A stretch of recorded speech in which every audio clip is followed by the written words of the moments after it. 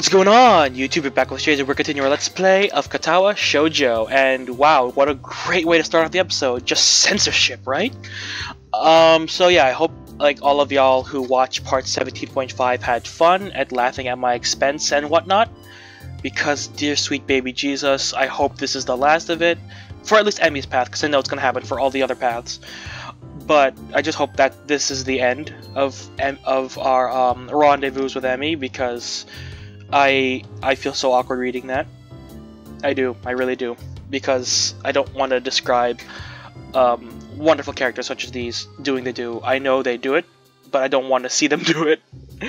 Anyway, the other narration voice. The utter and absolute ridiculousness of the situation suddenly hits, and I begin laughing. Emmy shakes her head and begins laughing with me. Hey, Hisao! Yeah? We're never doing this again, right? Yeah, I think my curiosity is satisfied on this one. Emmy nods, satisfied. Good. See, I told you guys, like, she did not enjoy this. I think we should maybe stick to the basics, don't you? I mean, most of this is new to me anyway. What do you mean, most? Emmy grins impishly. I'll never tell. An unpleasant thought strikes me. Even more unpleasant is the thought of having to ask Emmy about it. Still, after what we've just done, it should be a cakewalk. Hey, is there a sink? I'd kinda like to wash off a little. Emmy's jaw drops. In the sink? Well, there's not really anywhere else to do it, is there? And I want to avoid a smell. Is that the nurse might notice. This is the most awkward conversation I've ever had. And I'm so glad that, like, nothing else is actually happening, because, like, I just have to censor Emmy's boobs. That's it. You're right. Yeah, it's on the back wall. There might be some soap, too. Thanks. Please put on some clothes. The fact is there is in fact a little hand soap, which is better than nothing. No towel though, guess I'll have to drip dry. God damn it. All finished? Oh, whoops, didn't do the Emmy voice. Not that I'm very good at voice acting for women. But, yeah. Yeah, that'll do for now. It's not like I'm gonna take a shower after we see the nurse. Glad to hear it. Now help me find my clothes. You tossed them somewhere.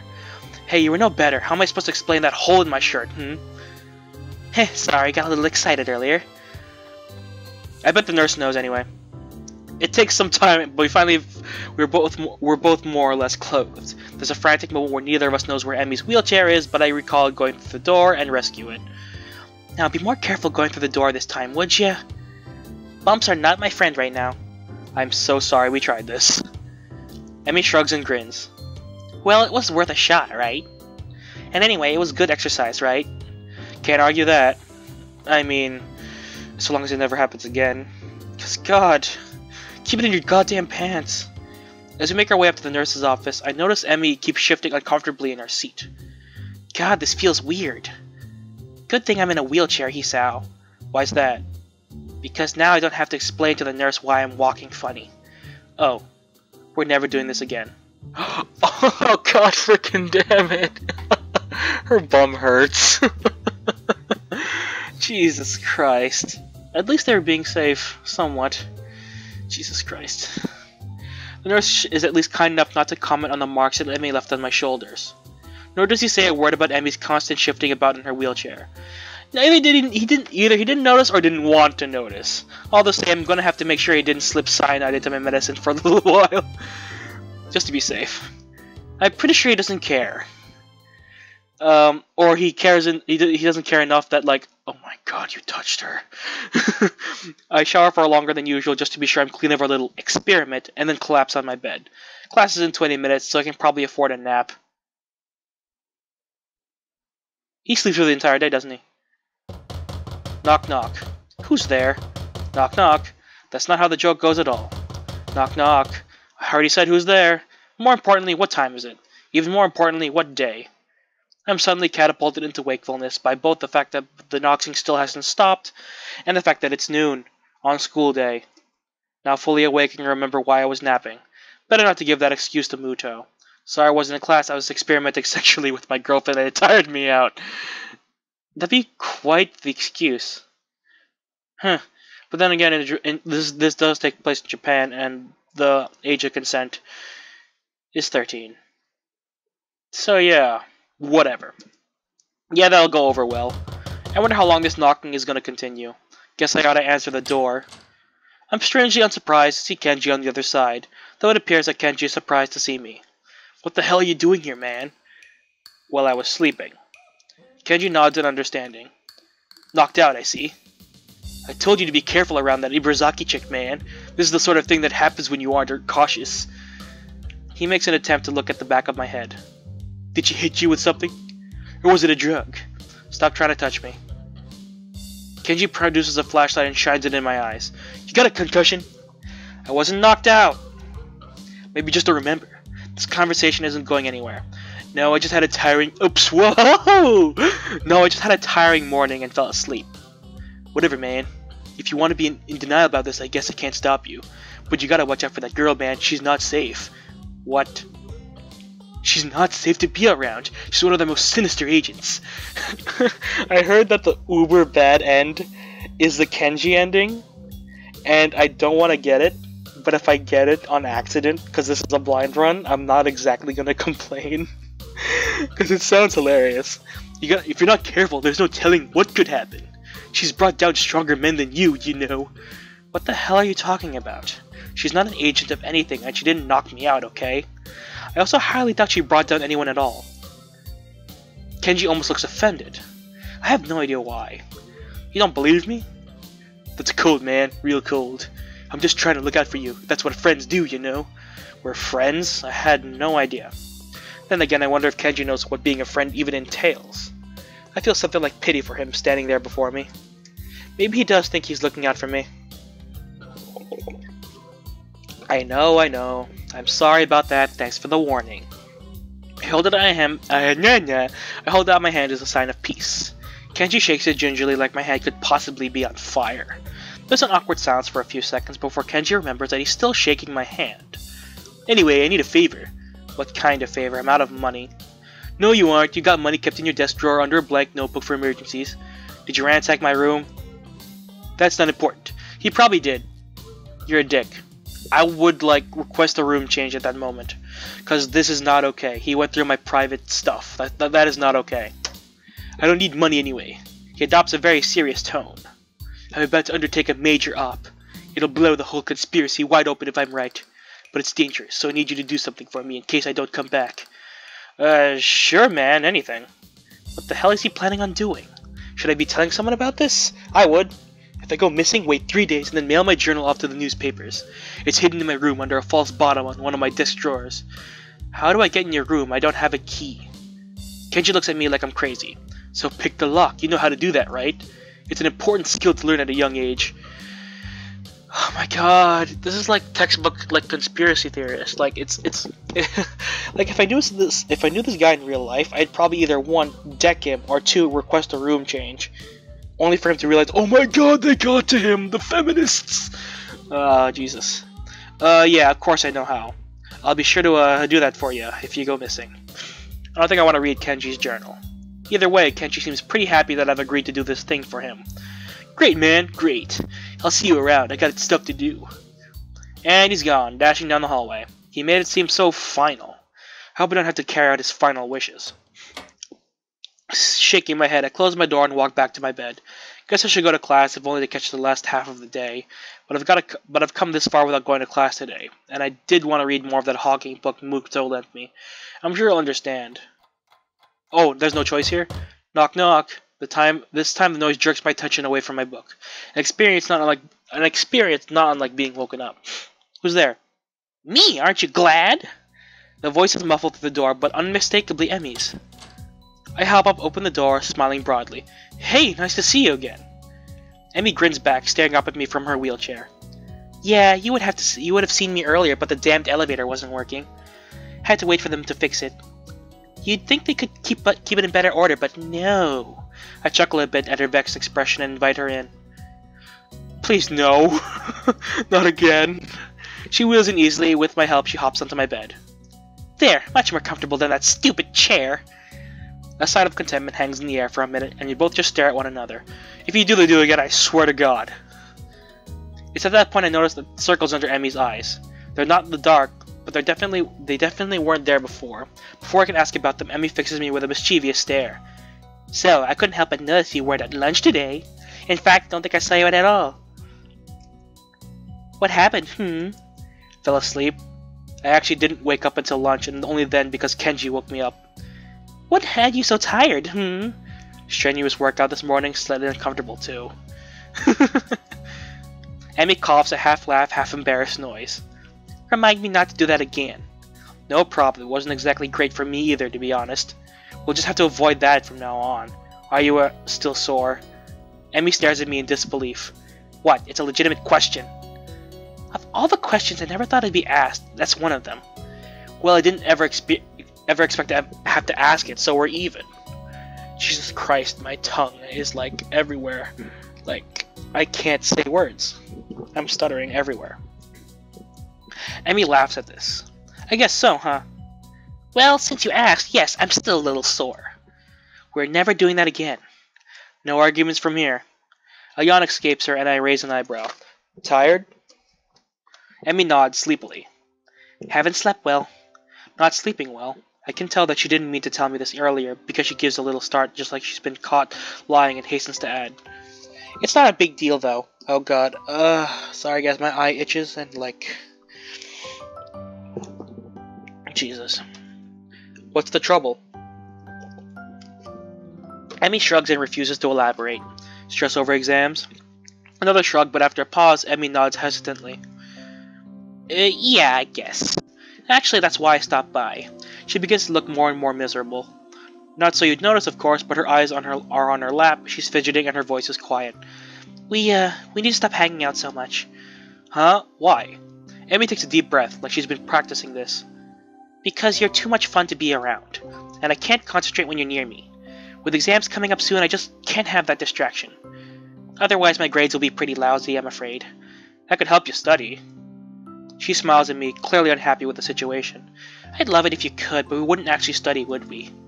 I mean, even now I'm trying to have a conversation with you, but I kinda just wanna... not converse. Overwhelmed by my rugged manliness, I understand. That earns me a grin at least. Emmy shakes her head. Idiot, you're full of yourself. Well, I am pretty irresistible. More or less, I guess. So that's the situation, Hisao. I have too much fun around you, and if I'm gonna go into exams prepared, I need to be alone. Hey, that's okay. It really seems to have been bothering her. Besides, it's only a couple of weeks, and we'll still see each other in the mornings and at lunch. We can just hang out at school, no problem. And after exams, we'll go on a date to celebrate their being over, okay? Emmy grins, pleased by this proposal. Yeah, sure, that sounds great. As if to signal the end of the conversation, she leans in and kisses me. The rest of the night is not spent worrying about exams. Did they do the do again, and they just didn't tell me? Because I'm gonna assume that every single time it's like they're together and it just cuts to black. It's weird how easily Emmy and I can keep from seeing one another after class now. Actually, I'd venture to say that it's vaguely disturbing. As easily as we've come together, we seem to have split apart without much trouble. Well, I guess that's not exactly true. We'd both been pretty bummed after the last night together. We get to see each other every morning for our runs, and just as our runs, I might add. Lunch too, I especially enjoying lunchtime with her. We have plenty of time to talk about everything outside of school, whereas morning rounds have become increasingly businesslike. I think it's because Emmy wants to make up for our foolery in the storage shed. But no matter how much we joke at lunch, I can't help feeling a little worried about her. She seems distracted more often, and I've caught her fidgeting nervously more than once. Never figured her to be someone who cared that deeply about exams, but they certainly seem to be taking their toll. Even though they haven't started. This is just the run-up, deep breath before the plunge. Tomorrow the real trial begins. Or the real exams, anyway. As for me, I actually don't feel worried about exams at all. I'm not sure why. I mean, they're pretty important. My scores here will determine my odds of getting into a good university. Hell, if I'm too cavalier now, I could spell doom for my academic career. But going into them, I feel confident that I'll come out the other side okay. Muto thinks I've got the science examination locked up at any rate.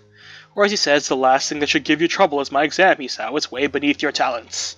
Then again, it is Muto who's telling me this. His praise of me carries the veiled implication that anything less than perfect from me would be disappointment, which actually has caused me to fret more than I should about the exam. It's for the reason that I find myself in the library after class poring over the textbook. Pretty simple things to look over, some formulas of velocity and a few bits about friction. Jesus Christ, physics. Physics is not easy. Like if a physics problem is given to you and you have to calculate it, and friction is not taken into account, it's a blessing. Because frictionless problems are easy as all hell. But when you have to factor in friction, you have to know the mass of the object as well as gravity and blah blah blah. Jesus Christ.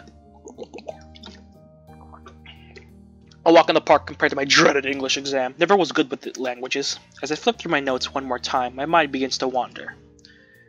After these exams are over, things should get easier. Soon we'll be graduated, then off to college, hopefully. I remember my abortive attempt to find out what Emmy plans to do after high school. She avoided the subject pretty deftly as I recall. Heck, it seems that just about every time I push too hard, she dances around the subject. Or distracts me, though, through other means. Like a few days ago at lunch when Rin wasn't around. Heh. I've done it! I'm startled from my reverie by Yuko's triumphant shout. Gah! Yuko seems mortified at my sudden starting. Oh my god! I'm so sorry, I really wasn't. It's just that... As she stutters, I move to quickly calm her before she gets too agitated. Whoa, hey. My words seem ineffective. Yuko continues to work herself into a complete frenzy. And it's a library and I shouldn't be. Easy there, just calm down. And I really am setting a bad example, and I'll get fired because I can't do anything right. Yuko! Shouting seems to work, though I draw the ire of several other students studying in the library. Yuko snaps to attention, like a soldier who's just heard the captain bark an order. Sorry. Calm down, it's okay. You just startled me a little, and that's only because I was daydreaming instead of studying. So really, you got me back on task. This is a complete lie, but it seems to work. Yuko takes on a deep breath and seems to calm down a little, though she keeps shifting around with a nervous energy that seems awfully familiar. So what's got you excited anyway? Yamaku cat burglar. To her credit, Yamako manages to convey her intense excitement in a whisper. I think I know who it is. I got an anonymous tip as their identity, so I did some spying and I think the tipster was right. Oh really? Who is the, burglar? Yuko shuts her mouth, shaking her head decisively. Nope, I can't tell you that. Why not?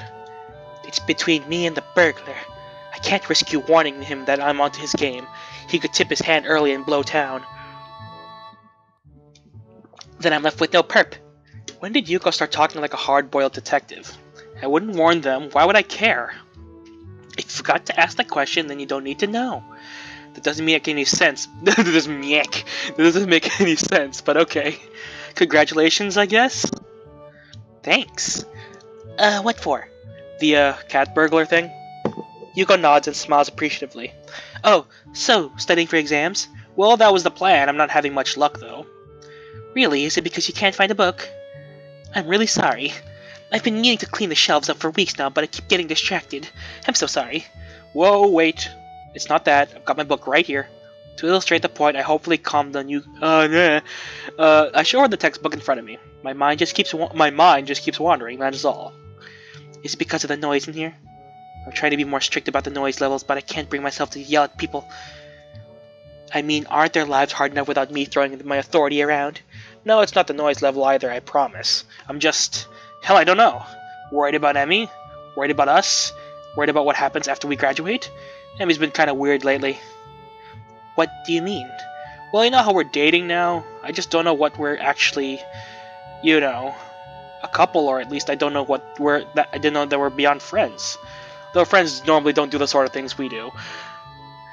To an extent, I mean, yeah. Physically, we're a couple. Coupling, at least. It's like every time I try to find out more about her or about what she wants to do with her life, she dodges the question. Like the other day, I was talking to her at lunch about some schools that I've been looking into, and I asked her, have you looked into any schools lately? She shrugs in response, says no, and when I ask why not, she says she doesn't think we're that far ahead. I asked why she had the policy, and I suddenly realized what I'm about to start describing, and I wisely decided to clam up. She what? She changed the subject. Wouldn't talk about it. Maybe it's an uncomfortable subject for her. Or she just doesn't think it needs explaining. Yeah, but it's not just that. Every time I try to find out what's been bothering her, she changes the subject too. It's like she's being with me, but not getting close to me. Now that I've said it out loud, I feel worse. You could digest this bit of information. You know, it seems to me that you're more serious about this than she is. I can almost feel my stomach twist into a knot. She's right. That's exactly what it seems like. But is that really what's going on? I mean...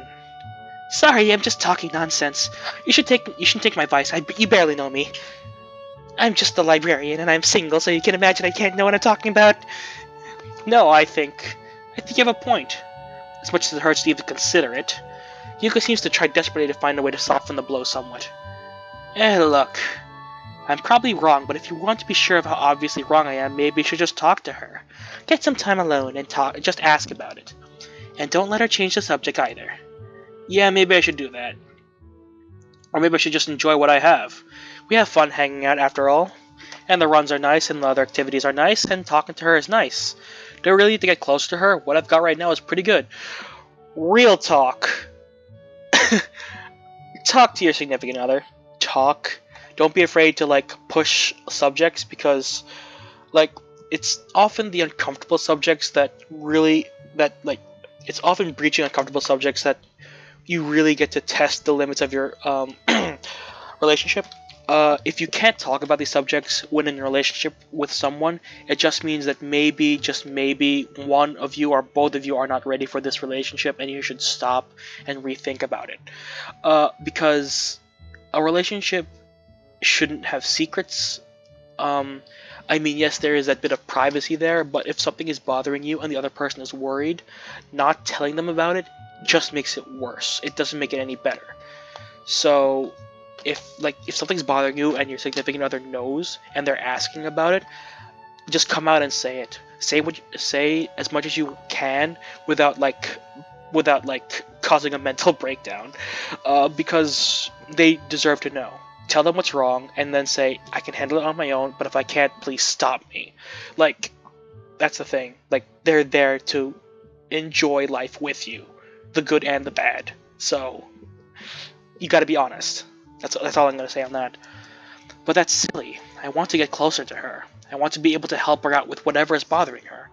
But maybe I should wait until after exams are over. Maybe she'll brighten up once the stress has passed. If she does, then I don't need to worry about it anymore. But if she doesn't, well, I'll cross that bridge when I come to it. I thank Yuka for her advice and head back to my room. But yes, what he's doing is kind of like on the okay street. There is exams to worry about, and she's stressed. And like more than likely, she won't be able to process that what's bothering her properly. So wait till it's over, talk to her that when everything's calm and steady, and push her, because that's the thing you gotta do when your significant other won't tell you about something. Wow, that burp was rude. It just means they are significantly uncomfortable with it, and they don't want to burden you with it, or they feel like they can handle it on their own, and more than likely they cannot. So for all y'all out there in relationships, please communicate with your significant other, because lack of communication is more often than not the reason of breakups. Maybe I'll concentrate more on my studies in there. Oh wow, these two scenes were quick. But yeah, like all my advice on relationships, it's like it comes from a place where like I've seen relationships break up because they don't talk. But yeah, that's literally the like. I've been single for a good amount of my life, and like I've only been in one relationship and it lasted a month. So, and I was very immature at the time, so like I didn't know how to properly like handle it. And now that I'm like a couple years later, like I've seen how relationships work, and I've seen like my friends get like super like close to each other, and I've seen them in their relationships and how they function and how they should work. And I'm like taking like a general like thing. I'm just like, communicate. That's like the biggest thing you gotta do. Communicate, and communicate regularly. If something's bothering you, tell your significant other so they know what's bothering you and they can do whatever they can to help. Again, like I can go on and on about this, but like basically be honest and communicate. That's all I can say about this situation right now. Anyway, that was a really long real talk. Might be. I leave the room after finishing my final exam and breathe a sigh of relief. As I'd hoped, the exams weren't so bad. I managed to breeze through just about everything but the English final. And even that was acceptable. I wonder how Emmy did. Even more so, how's she doing? She looked terrible at lunch today. I mean, she was pretty happy to be out of her wheelchair, but she was so exhausted. Something's been wearing her down, and I'm starting to really doubt that it was just the exams. Should I confront her about this, though? My musing is interrupted by a tap on the shoulder. Hey, Hisao. Got a minute? Oh, come on! Jeez! Save. We're saving right now. Jesus Christ. How is this important? I don't want to look up a walkthrough because I found a couple good ones. And I'm just like, I'm not going to look at these until the first ending. And I don't want to hit the bad ending because... Jesus Christ. I feel like... Okay. If I do this, he'll talk to me about my future and something like that. If I look at this, I guess I'm going to rush over to Emmy. Oh... Jesus. Okay. I